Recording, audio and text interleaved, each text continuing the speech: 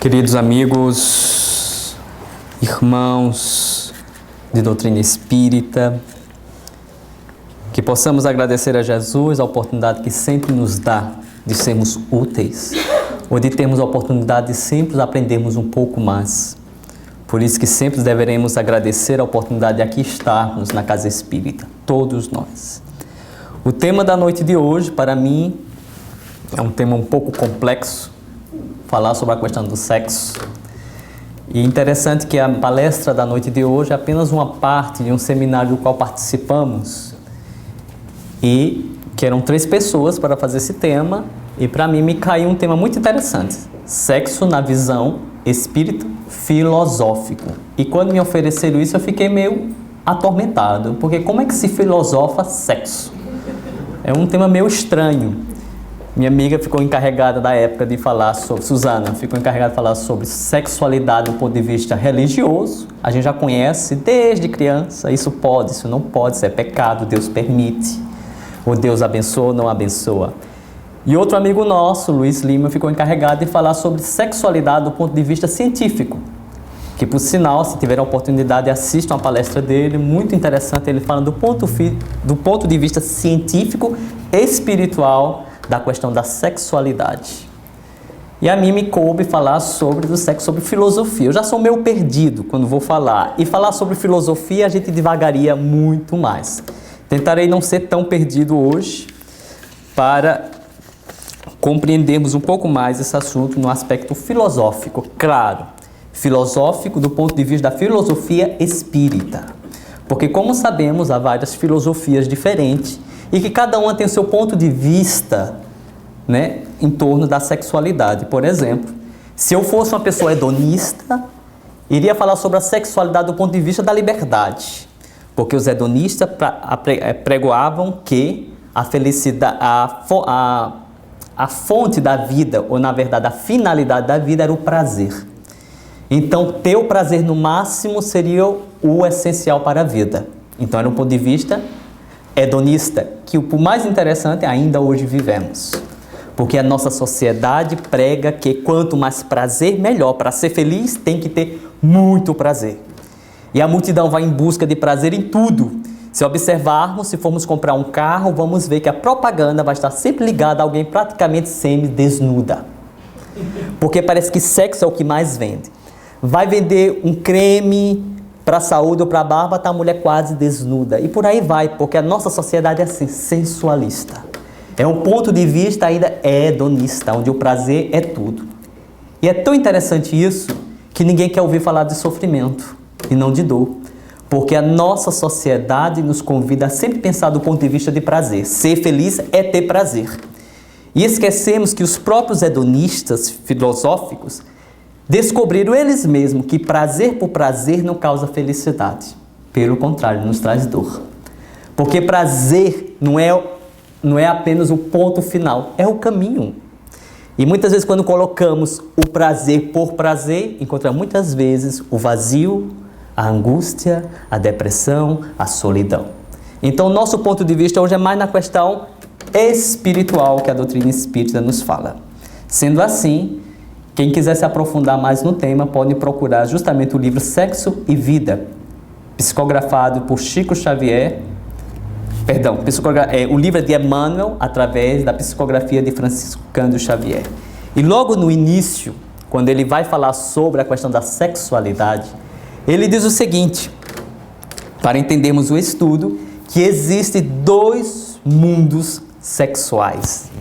O mundo sexual dos espíritos primário e o mundo sexual dos espíritos já conscientes. O mundo sexual dos espíritos primários seriam aqueles espíritos encarnados e desencarnados, no qual acreditam e vivem experiências múltiplas. São poligâmicos. Acreditam que quanto mais prazer com pessoas diferentes, melhor. Então ainda é uma visão primária, sendo que o segundo grupo sexual de espíritos seriam dos espíritos mais conscientes. Seriam aqueles, não está falando aqui de espíritos perfeitos, mas sim de espíritos que já perceberam a necessidade de certa responsabilidade no campo da sexualidade. Porque já conseguem perceber das necessidades de se conterem, de encontrar o alto equilíbrio, do respeito ao próximo. Então Emmanuel nos diz que o primeiro grupo, dos espíritos sexualmente primários, eles entram muitas vezes em desequilíbrios na área da sexualidade. E ele vai dizer algo interessante, que para esse grupo, nem sempre conseguimos falar sobre administração, sobre educação da sexualidade. Porque vivem um mundo onde isso, acreditam eles, é a fonte de tudo. Os hedonistas, os materialistas. Então, Emmanuel diz que falar para eles sobre controle e educação da sexualidade é a mesma coisa que falar das responsabilidades e obrigações de um professor acadêmico e falar para as mesmas obrigações para um silvícola, para uma pessoa ainda primitiva, um índio, que não iria entender bem.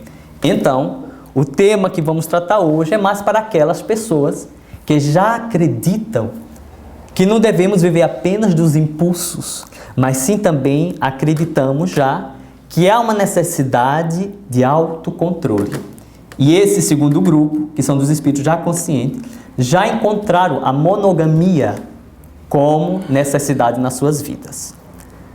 Acreditam que é necessário encontrar um companheiro ou uma companheira para poder ter uma vida mais plena, em vez de estar tendo aventuras com uma pessoa aqui, a outra ali. Claro que isso pode ter acontecido na vida de muitas pessoas.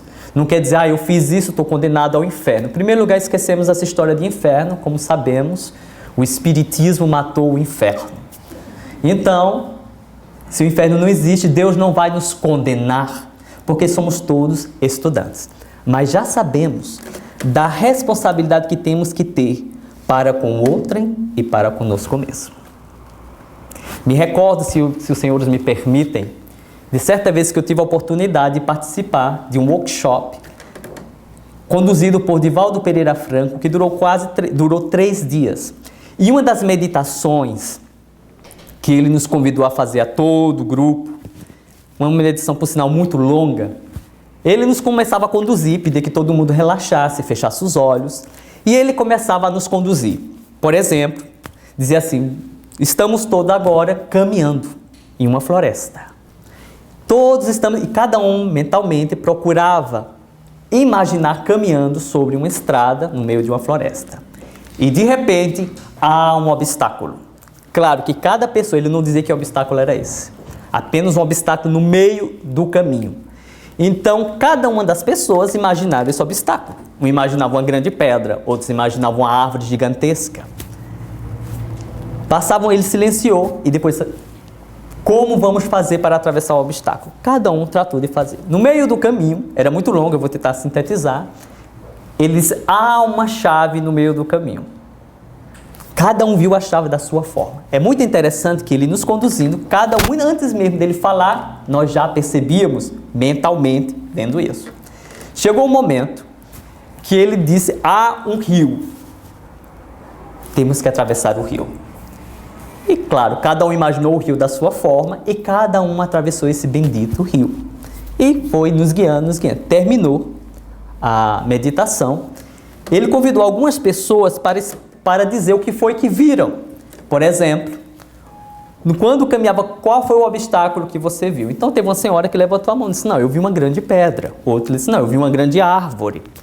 E o que é que você fez para vencer esse obstáculo? Porque o caminho, a viagem tinha que continuar.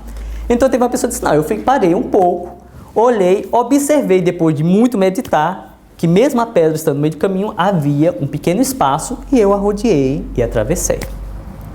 Outra pessoa disse, não, eu passei a meditação toda, não consegui passar disso, porque eu tentava empurrar a pedra. E várias pessoas deram as suas informações e ele analisou. Ele disse, bem, a pedra são os problemas que aparecem na vida de cada um. Aquela pessoa que parou um pouco, meditou e encontrou um caminho, é uma pessoa que diante dos problemas da vida, ela simplesmente não se desespera.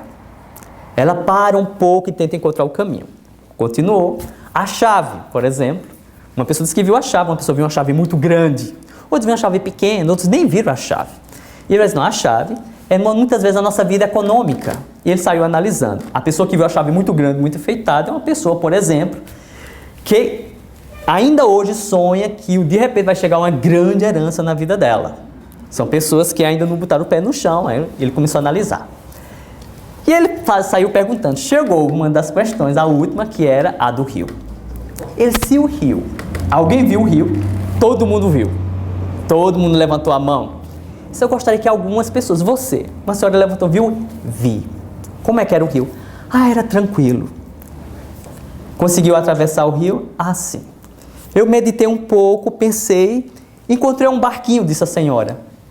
Subi no barco e atravessei o rio, mas me protegi toda, porque não queria me molhar de forma alguma. Outra pessoa falou algo muito parecido. Outra senhora disse, não, eu vi o rio, não vi nenhum barco, e como eu estava cansado do caminho, eu parei um pouco, molhei os pés, molhei as mãos, meditei e depois prosegui minha viagem, porque a meditação continuou. E algumas pessoas deram algumas informações. Só que quando ele estava terminando, um senhor gritava assim, e eu, né? Para que ele já tinha perguntado, ele disse, diga, não sei o que foi que aconteceu comigo, porque quando eu vi o rio, me deu a vontade de me jogar no rio, eu me joguei com roupa, com tudo, jogava água para cima, para lá, tudo mais. E Divaldo olhava para ele, foi mesmo? Foi. Divaldo olhava assim, Ave Maria.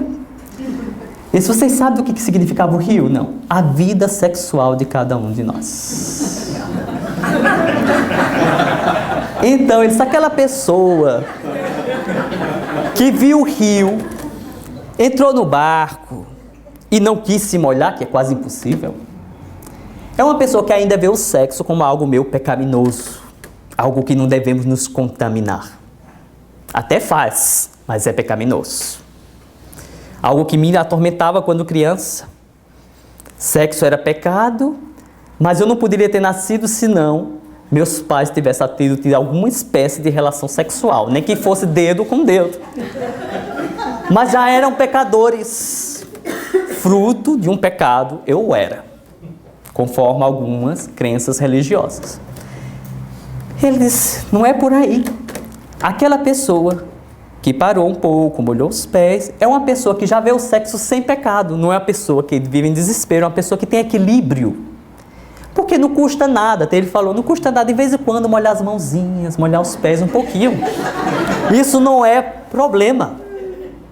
Agora, aquela pessoa que se jogou dentro de roupa com tudo, Ave Maria, busque uma terapia, porque é necessário.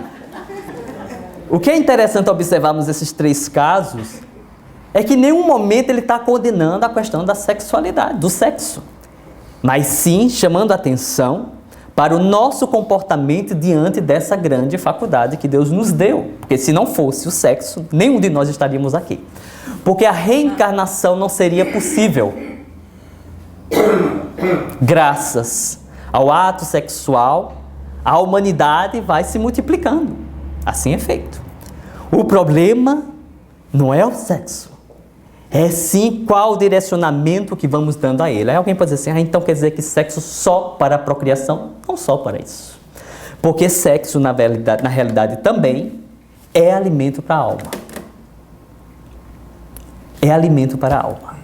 Duas pessoas que realmente se encontram, não só fisicamente, mas emocionalmente, espiritualmente, passam a nutrir-se um do outro das suas energias. Da presença. É o toque de mão de muitos anciões. Que muita gente pergunta, como é que ficaria a sexualidade de pessoas que já atingiram a idade? Muitas vezes os prazeres só no toque da mão, ele se autoalimenta. Quem não já sonhou com determinado galã, ou determinadas princesas, principalmente quando éramos adolescentes, e fazíamos de tudo para se aproximar, a pessoa apenas passava, nem nos percebia.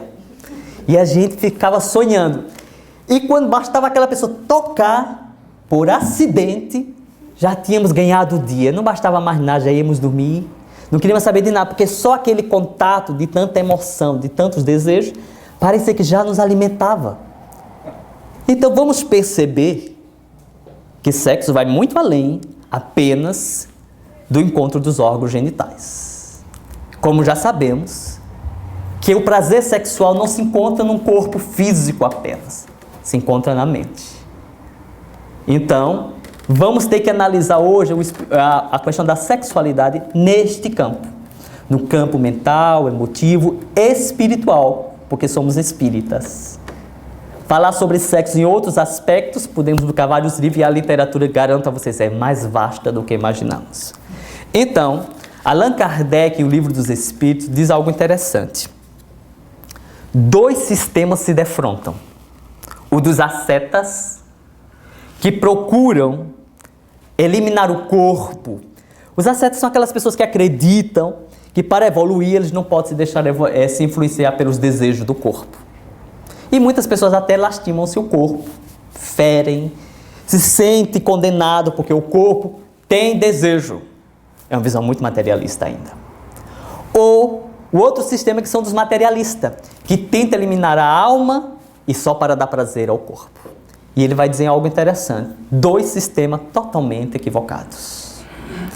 Daí a função da doutrina espírita, de ligar os 2 campos, mostrando que o espírito, para poder evoluir, ele necessita do corpo físico. Sendo assim, é algo também abençoado.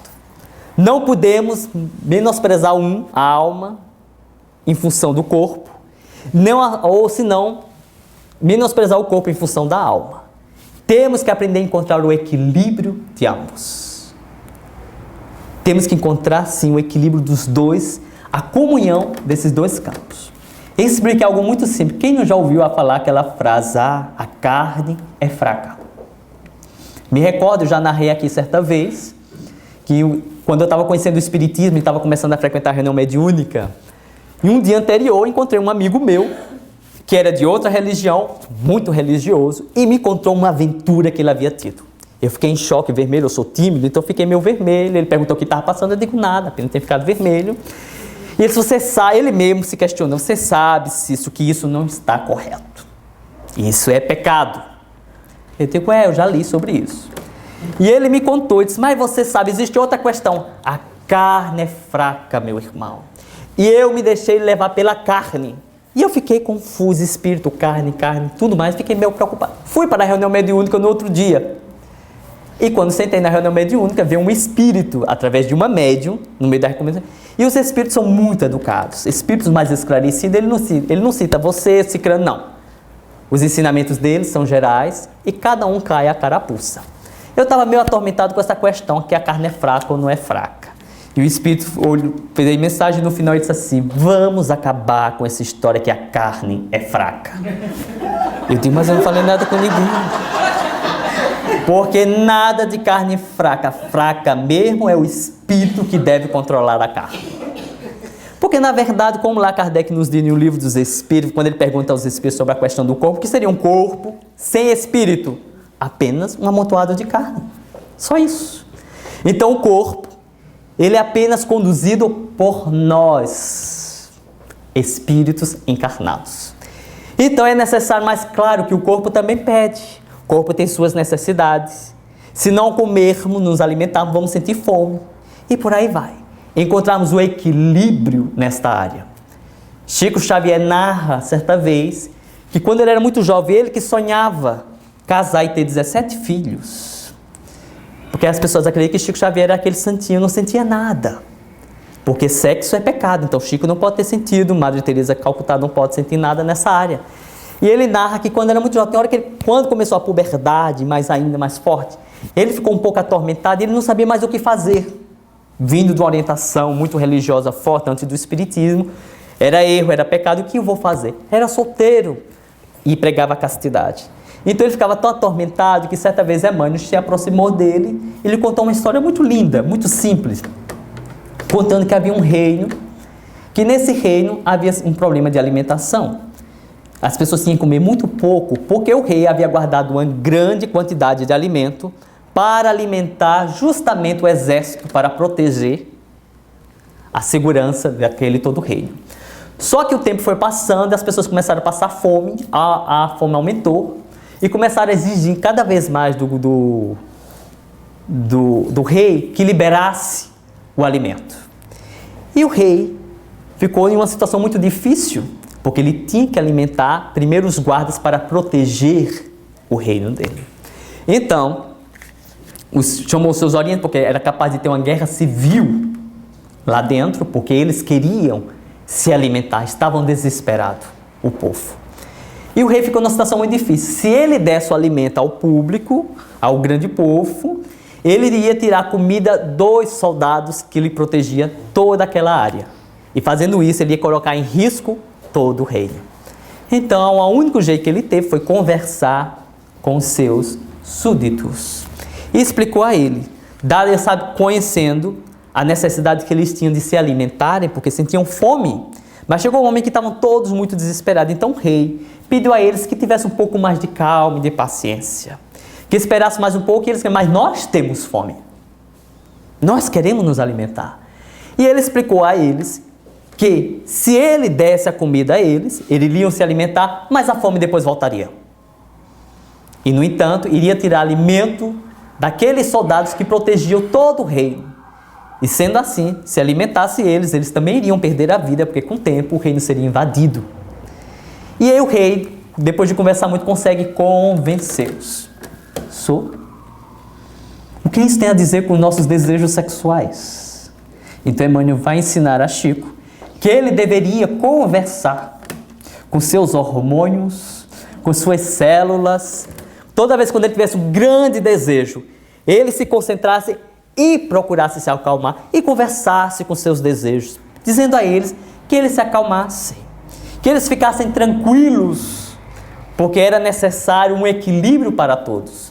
E ele dizia, vai ver que era a mediunidade dele, porque eu não sei se nós conseguiríamos fazer isso, dizia que toda vez quando via o desespero, o desejo, ele parava e conversava. Conversava com suas células e de repente dizia ele que sentia um calor invadindo e aquele desejo desenfreado passava. É interessante que quando vamos ver psicanálise, quem vai estudar ou quem já leu, não sou psicanalista, mas é interessante ver, há uma frase que sempre dizia muito no centro espírita, principalmente aos jovens, quando ia falar sobre a sua sexualidade, dizia assim, não, você deve sublimar. O que é isso? Tenho que virar santo, porque o desejo está lá. A sexualidade faz parte da própria alma. Os impulsos sexuais todo mundo os tem. Mas sublimar? E tem muita gente que vai lá, entra, reza e não passa. Começa a rezar, basta passar alguém interessante, erra o Pai Nosso, tudo. Porque muitas vezes está lá, castrando muitas vezes aquilo. E a própria psicanálise, quando eu fui ver isso aí, que pessoas dizem assim, não, sublima, tem que sublimar. Eu digo, não é tão fácil assim. Ele é casado, ela é casada. Eu sou solteiro, como é que vamos sublimar? E ficava meio... Fui ver algumas coisas da psicanálise e descobri que o próprio Freud também falava da sublimação sexual. É interessante, porque vai se perceber que muitas pessoas, quando muitas vezes têm ideais maiores ou estão lutando por algum sonho a ser realizado, é como se aquele desejo sexual diminuísse. Não é que diminuiu, é que aquela energia sexual, que é a própria energia da vida, é canalizada por aquele desejo. Sabe-se que alguns cientistas chegavam a passar muitas vezes 60 dias sem pensar em sexo, tão ligado aos seus objetivos, aos seus estudos. Deixou de ter desejo sexual? Não. O desejo sexual, a energia foi canalizada para a sua grande obra. São os artistas. Quando vamos ver as obras dos grandes artistas, pintores, arquitetos, músicos, vamos descobrir que muitas vezes quando ele estava ligado a determinados trabalhos, muitos deles nem experiências sexuais tiveram, porque estava totalmente canalizado. Não é que eles estavam condenando, é porque sua mente estava totalmente voltada para o grande trabalho que eles iam trazer para a humanidade. Um exemplo disso muitas vezes são os esportistas, que muitas vezes estão ligados ao seu trabalho, aquela energia é canalizada para aquele trabalho, o que é muito saudável para qualquer pessoa. Por isso, quando a pessoa, muitas vezes eu digo a alguns amigos meus, não, estou meio desesperado, o que é que eu faço? Corra bastante, porque não há cansaço, não há desejo, não há depressão que suporte o cansaço físico, que você também vai sentir-se bem. Canalize, Porque muitas vezes tem um ditado que se dizia lá em Caruaru, não sei se você conhece, Caruaru é uma pequena cidade do interior, e lá tem coisas interessantes, ditados perfeitos, mente vazia, oficina do diabo. Então tem que se ocupar com alguma coisa. Mas não é se reprimir, é se autoeducar, se autoiluminar, a boa leitura, as boas conversas. Porque muitas vezes somos vítimas não dos nossos desejos, somos também vítima dos desejos dos outros. Sim. Muitas vezes não estamos nem pensando em sexo, mas os outros estão e captamos. Quando não é a conversa, quando não é a televisão estimulando a todo momento. Me recordo que certa vez um jovem se aproximou do Divaldo, ele fala, e o jovem era um orador, era muito jovem, fazia suas palestras, mas certa vez foi falar com o Divaldo que estava muito atormentado. Porque certas vezes ele começava a pensar muito em sexo, ele não sabia o que fazer. E achava que estava passando por um processo de obsessão, que também pode causar isso. Sabemos que o sexo em descontrole também atrai espíritos também viciosos. E o rapaz ficou muito atormentado e conversando com o Divaldo, esperando muitas vezes um passe para afastar o espírito obsessor. E Divaldo disse que não, que nem sempre o fato de estarmos pensando em sexo ou alguma imagem sexual vir à nossa mente, quer dizer que tem um espírito obsessor. Porque se pensarmos aqui, vivemos num mundo de ondas mentais. Muitas vezes eu vou falar uma coisa, alguém de repente fala o que eu ia falar, ou eu falo o que alguém estava pensando. Acontece isso constantemente, porque vivemos num mundo de ondas mentais. Sendo assim, claro que captamos as ondas mentais dos outros, muitas vezes os desejos dos outros. E se junta mais ainda com os nossos, que nem sempre é tão equilibrado, e a coisa se torna aquele festival. Sendo assim, Divaldo orientou o jovem simplesmente disse, não. Quando chegar essa ideia, porque muitas vezes, até quando vamos fazer uma oração, e pegamos até nos cajões, por que ver essa ideia tão negativa? Não só na área do sexo, muitas vezes outra ideia, de repente. E ele disse, não. Quando vi uma ideia dessas, não estamos pensando em nada. Estamos trabalhando, de repente vem uma ideia na área da sexualidade, muitas vezes em desenfreio, desequilibrada. Divaldo nos dizia o seguinte, que deveríamos, em vez de estimulá-la ou reprimi-la, porque muitas vezes, não, eu não posso pensar nisso, e começa a rezar um bom, e vai reprimindo. E a nossa mente é interessante. Quando uma ideia é reprimida, é como se fosse uma mola que ela vai criando pressão. Vai chegar um momento que ela se solta. E quando ela se solta, é um problema muito sério.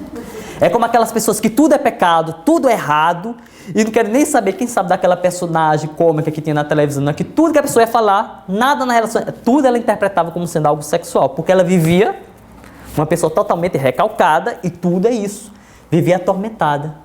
Então, o ideal não é reprimir, tem que tirar a ideia, é simplesmente observar a ideia. Observar, não é colocar mais ideias em cima. É observar. E Divaldo dizia ao jovem, olha, se de repente vem uma ideia na área da sexualidade, quando você não estava pensando nisso, em vez de você reprimir, fique imaginando, nossa, como Deus é bom, como Deus é um grande artista, veja que corpo bonito, tente ver a cena apenas como se fosse um espectador distante, e de repente vamos estar pensando em outra coisa, sem alimentá-los. São técnicas de meditação. Então, quando uma ideia vir, por que eu estou pensando isso? Se questionar. E a ideia vai começar a se misturar com outras ideias e passa, em vez de reprimir. Não temos que nos autocondenar sem nos autoestimular. Então, há vários meios de tentar descobrir quais são as minhas ideias, o que é melhor para o outro. Quando eu estava fazendo essa exposição, uma moça se levantou a mão e disse assim, mas quando eu vou saber se essa ideia é minha ou é do espírito? Porque o espírito pode vir e também dá um espírito atormentado, doente, muitas vezes simpático a nós. Porque fala muito da obsessão como alguém estranho. Esquecemos que muitas vezes um espírito obsessor é alguém muito amigo nosso, comprometido conosco no passado. Então, muitas vezes, quando se aproxima um espírito, por exemplo, atormentado na área do álcool, por exemplo, e temos esse desejo, é que damos campo para isso.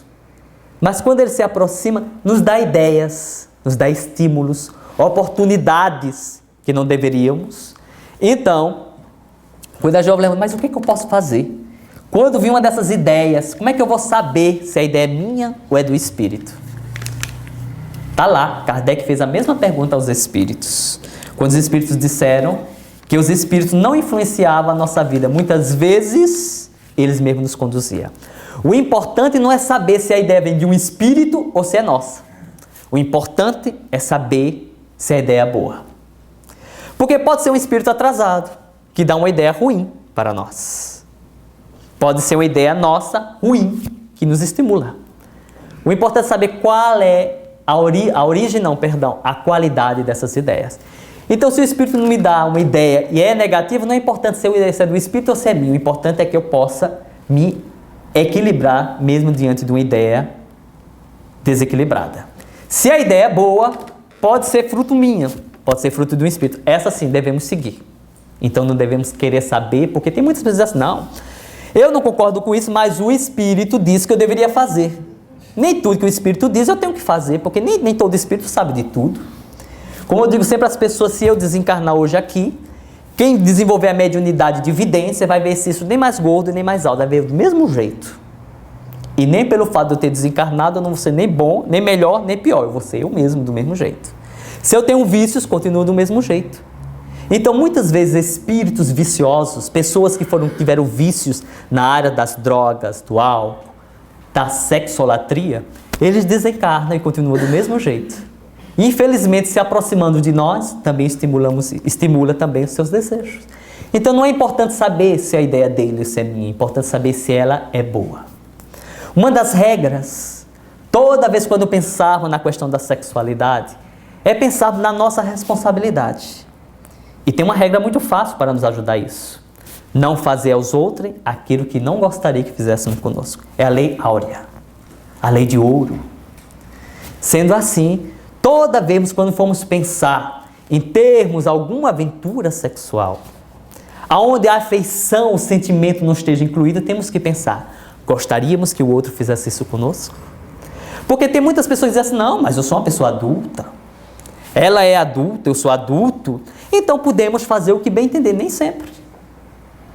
Porque a sociedade já nos diz que estamos livres para fazer o que bem quiser, mas esquece de dizer as nossas responsabilidades diante da pessoa. Ah, mas ela é adulta, ele é adulto. Mas qual de nós conhecemos de fato o que passa na alma do outro? Porque dessa aventura, a outra pessoa pode se apegar mais profundamente do que imaginemos. E é uma frase que todos conhecemos, nós somos responsáveis pelo que cativamos.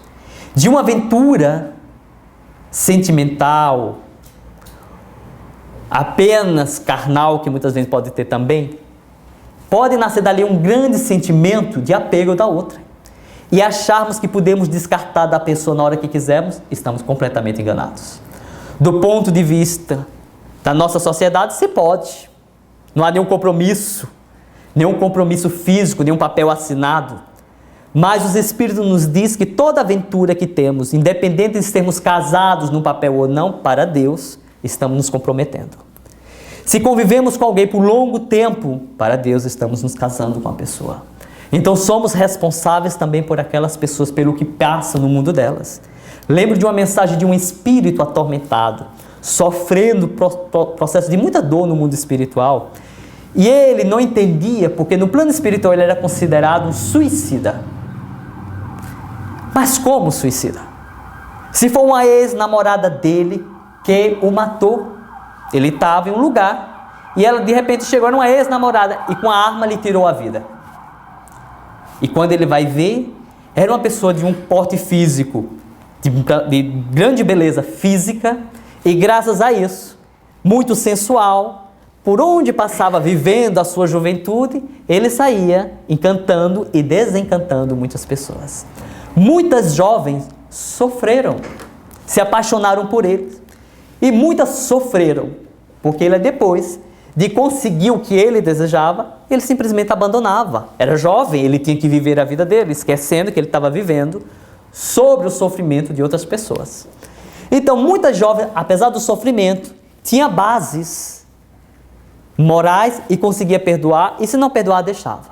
Outras sofria profundamente. E uma dessas pessoas não conseguiu se desligar daquela afeição, daquele sonho que o jovem havia prometido.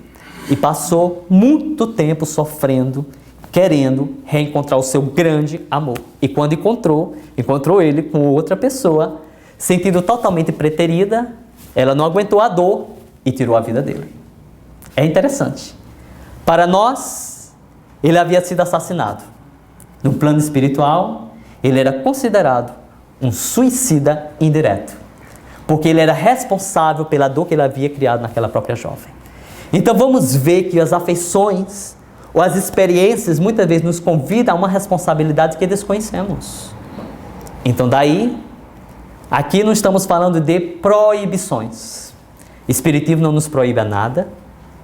Cada um é ciente das suas próprias responsabilidades, das suas próprias obrigações. Somos herdeiros de nós mesmos, mas vamos saber que tudo o que vamos colher é o que plantemos. Então, antes de nos aventurarmos em determinados campos, temos que primeiro pensarmos o que isso vai nos trazer de bom. Será que eu vou fazer bem ou mal a outrem? Temos que pensar sempre nisso. Temos responsabilidade, porque vamos ter, como diz Jesus, a colheita é livre. Somos livres para plantar o que bem entendermos. Perdão, a semeadura é livre, mas a colheita será obrigatória. Se não hoje, depois. Mas muita gente poderia dizer assim, não, eu sei, mas a carne é fraca, já descobri que ela não é tão fraca, mas tudo passa. Temos que não sei, mas não, se eu me desequilibrar hoje, eu posso amanhã me reequilibrar? Pode. Mas muitas vezes podemos ser surpreendidos, ninguém sabemos, quando chegará o nosso dia. Porque eu não sei se vocês sabem, vou contar um segredo, todos nós aqui vamos desencarnar.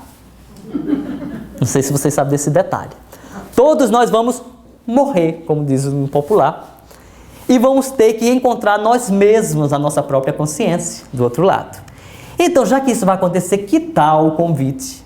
Já que a reencarnação é um dos grandes talentos, como foi lido aqui hoje, que Deus nos dá, não deveremos perder essa oportunidade de aqui encontrarmos o nosso equilíbrio. Allan Kardec vai nos dizer algo interessante, que quando nós não podemos saber ainda aonde foi que nos equivocamos no passado, porque na maioria de nós, o campo da sexualidade nos levou a grandes erros no passado. Não podemos saber ainda o que fomos no pretérito, mas poderemos muito bem descobrir quais foram a natureza dos erros que cometemos no passado. E para isso é muito simples. Ele antecipou a psicanálise. Basta analisarmos não o que nós somos hoje, mas sim o que somos hoje, mas sim quais são as nossas tendências. É interessante esse convite. Nós não sabemos onde foi que erramos, mas podemos saber muito bem qual foi a origem dele. Basta olharmos as nossas tendências. Porque muitos de nós, claro que não aqui nesse centro espírita, que já estão todos equilibrados, mas em outros centros espíritas aí, muitos de nós já aprendemos, graças à nossa educação, à nossa orientação, à mensagem espírita, a nos equilibrarmos. Mas temos determinadas tendências que não ousamos falar.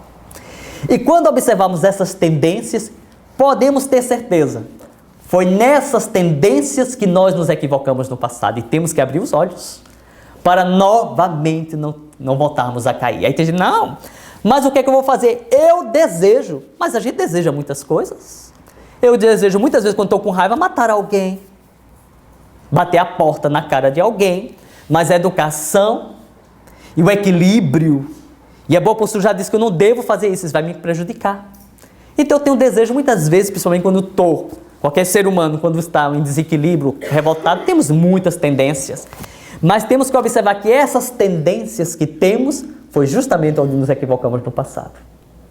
Não sei quem eu fui, mas podemos saber muito bem aonde foi que eu errei. Tem uma amiga minha que está muitos anos, como ela diz, em castidade. Não porque ela quer. É porque não encontrou a pessoa que queria. Então, ela diz o seguinte, ela diz, hoje ela não é espírita. Ela diz, mas vai ver que foi aí justamente onde eu me equivoquei, Cícero. Com certeza foi aí onde eu me equivoquei. Vou ter que me adiantar um pouco, que a hora já se vai. Gostaria só para dar um exemplo sobre a questão da energia sexual. Como ela faz parte da nossa vida. que não devemos nos iludir, ela não faz a parte apenas do nosso corpo físico, mas sim da nossa própria alma, que temos que nos equilibrar aqui. Sabe por quê, gente? Vamos desencarnar. Se não nos equilibramos, levamos o desequilíbrio para o outro lado. Por exemplo, André Luiz nos diz em Evolução em Dois Mundos que dos nossos chakras, dos nossos pontos vitais de energia, 2 são necessários a mudarem quando desencarnamos: o genésico e o gástrico. Os outros continuam. O gástrico, porque não vamos nos alimentar no plano espiritual, como nós já conhecemos, que o plano espiritual, os espíritos, aqui é apenas uma réplica mal feita do plano espiritual, porque não vai ter mais alimentação como conhecemos. Então, o nosso chakra gástrico, ele não vai ser mais ele vai ser adaptado, porque ele não vai receber a comida de hoje. E o outro é o genésico. Em primeiro lugar, não há procriação no plano espiritual. E o sexo, como diz os espíritos, há, mas não como entendemos, né? Não como entendemos, há de alguma forma. Claro, um espírito mais evoluído, já não é, nós não conseguimos ainda entender como seria isso. Mas a sexualidade, a energia sexual continua, porque é a própria energia da própria vida. Então temos que nos equilibrar, porque se não nos equilibrar do outro lado, continuaremos. É o alcoólatra, quando desencarna, do outro lado sofre muito. Não é porque Deus condena, é porque a viciação ele faz com que ele tenha desejos profundos de consumir álcool. E lá não vai ter álcool, é um problema muito sério e vai sofrer. Então eu vou trazer aqui um relato, vou tentar fazer isso em 5 minutos. Um relato de um jovem, de um livro, Vida no Além, no qual a doutora Marlene Nobre, não é isso? Ela faz um estudo para comprovar a imortalidade da alma. E ela pegou as cartas que Chico Xavier, muitas cartas que os espíritos escreveram através de Chico Xavier, e ela fazia comparações, se as informações que ele dava, tudo mais. E uma das cartas me chamou a atenção, no qual eu gosto muito pela ternura que o jovem escreve. É um jovem que desencarnou no ano de 1978, na Lagoa da Pampulha. E quando ele desencarnou, 5 anos depois do desencarno, ele vai escrever através das mãos de Chico Xavier para sua mãe, que era sua grande amiga. Ele era muito jovem quando desencarnou, tinha 18 anos. 5 anos depois ele vai dar a comunicação. Veja que eu coloquei aqui alguns diálogos dele, porque eu acho interessante a ternura e a simplicidade dele nas cartas. Mamãe, é fácil morrer, mas não é fácil desencarnar. Veja a diferença, porque morrer todo mundo morre, mas desencarnar é outra questão. A pessoa continua tão profundamente ela própria que muita gente chega por aqui, no plano espiritual, onde ele está, é aonde ele está, a não admitir que tenha deixado a roupa física para envergar outros trajes. É uma graça e uma lástima. Porque imagina como as pessoas tomam choque. Muitas vezes aquele morreu, acabou, se chega lá, continua tão vivo quanto antes. Continuo, veja, depois de algum tempo ele vai escrever outra carta. Continuo desencarnado e prossigo querendo casar-me e ser pai de família. Estimo os avós que me favorecem aqui com os melhores ensejos de ser feliz, mas no fundo de mim mesmo, o que desejo realmente será formar na juventude de meu tempo e adotar uma vida caseira, pródiga de bênçãos e de paz. Mãe Neide, é que seu filho anda partido em 2, tamanho é o meu anseio de realizar-me na condição de homem. Entenderam essa parte? Porque é interessante, na época dele, não sei se vocês sabem, quando uma jovem, ela chegava, começava o seu ciclo menstrual, dizia, ela virou uma moça. Né? Naquela época dizia assim, não, para o homem, como não tem ciclo menstrual, para o homem se tornar homem, ele tem que ter suas primeiras aventuras sexuais, né? Infelizmente, se pensava assim dessa forma, que para ser homem tem que ter sua aventura. Depois dele ter sua aventura, ele agora é homem. E ele tinha esse desejo de se tornar homem, quer dizer, de ter suas experiências sexuais que ele não teve. Mas no plano espiritual ele continuava. E eu fico imaginando que sorte dele ter desencarnado em 1978. Se ele sentia tormento, imagina se fosse hoje, que tudo é tão liberal. Meu tio Ivo fala em amor entre jovens, apenas usufruindo o magnetismo das mãos dadas, isso no plano espiritual. E até já experimentei, mas a pequena, a jovem que ele conheceu, Não apresentava energias que atraíssem para longos diálogos sobre as maravilhas da vida por aqui. Fiz força ela também, no entanto, nos separamos espontaneamente, porque não nos alimentávamos espiritualmente um do outro. Veja que interessante, ele está tentando aprender lá no plano espiritual, que lá, agora isso é no plano onde ele vive, né? As pessoas poderiam usufruir desse magnetismo, da sexualidade, com apenas o contato das mãos. Claro que só não é pegar na mão. Era se deixar um envolver pelo outro, pelo magnetismo. Ele até tentou, mas não conseguiu, porque não encontrou alimento espiritual um do outro. Interessante, isso deveria ser aqui na Terra. Os espíritos especialistas até já dizem que quando as pessoas deviam ter tempo para se conhecerem antes de se consorciarem. Porque muitas vezes não se conhece.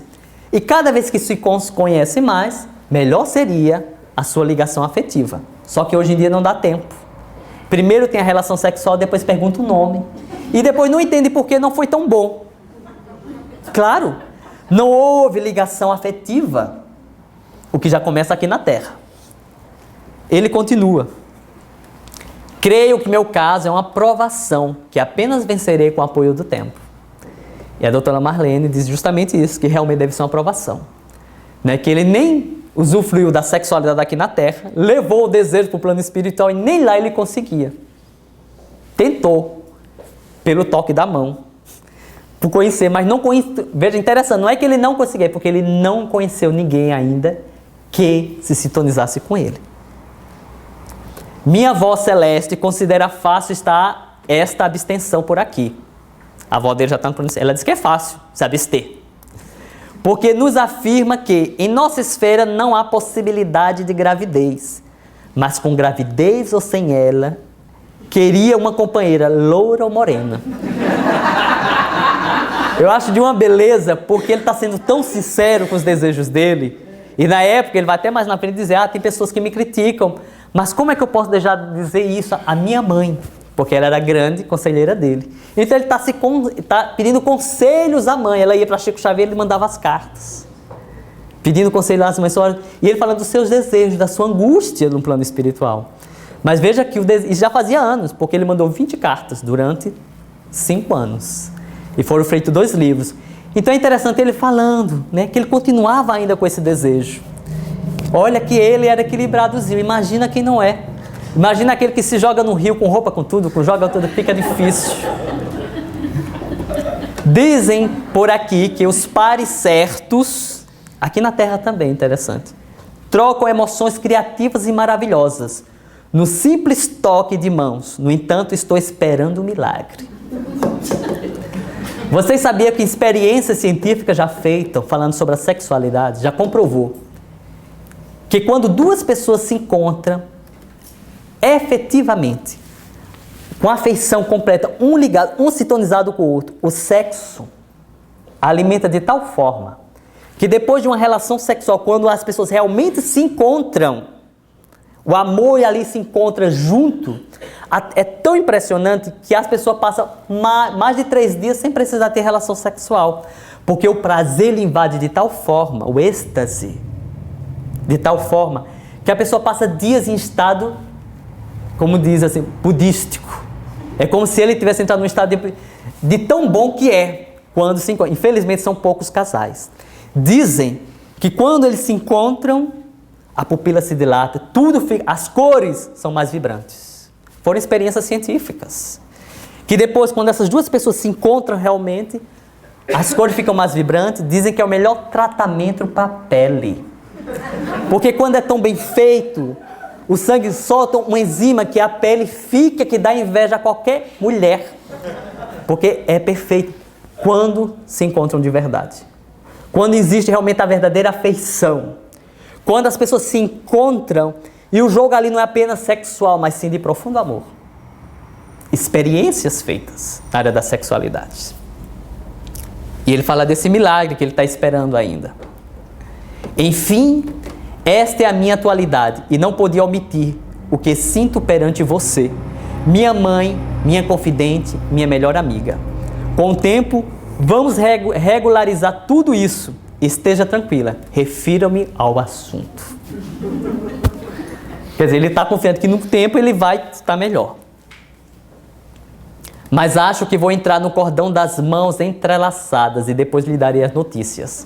Porque ele queria uma loura, morena, ele queria saber, mas como não está dando lá, ele vai entrar no grupinho das mãos entrelaçadas para ver se encontra, para ver se apazigua um pouquinho mais. O que é interessante é que mais à frente ele vai falar para sua mãe, depois de uma carta já as últimas, manda uma carta para a mãe dizendo que já está mais melhor, mais equilibrado. Porque ele, o amigo dele, o que havia desencarnado junto com ele, eles já se encontravam melhor, porque eles descobriram que além do desejo deles de se realizarem no assunto, como ele falou, eles perceberam que eles estavam junto com um grupo de jovens que também estavam muito atormentados. E ele, por não ter muito equilíbrio, ele saía captando os desejos dos outros. Então, junto com o seu desejo, ele também se deixava influenciar. Então, foram ensinando a ele a ser ele mesmo, a ter mais autocontrole. E ele percebeu que aqueles desejos de fora não invadiam mais o mundo dele. Ele não ficou totalmente equilibrado, mas o suficiente para estar em paz. E ele vai dizer isso à sua própria mãe. Para encerrar, porque a hora já se faz, em torno do sexo, Emmanuel dá uma regra muito interessante, que vou ler aqui para vocês podem acompanhar, e quando terminar já vai estar encerrada a exposição. Em torno do sexo, nos diz Emmanuel, porque o Espiritismo não condena a nada. Cada um é responsável pelos seus próprios atos. Não proibição, mas educação. Não abstinência imposta, mas emprego digno com devido respeito aos outros e a si mesmo. Não indisciplina, mas controle. Não impulso livre, mas responsabilidade. Sem isso, será enganar-nos, lutar sem proveito, sofrer e recomeçar a obra de sublimação pessoal. Pensemos nisso. Todos nós aqui somos convidados a isso. A vida, a todos nós, vai nos oferecer muitas oportunidades, muitas vezes muitas armadilhas. Cabe a nós ter o equilíbrio para discernir o que é melhor para cada um. Pensemos nisso e que a paz de Deus continue com todos.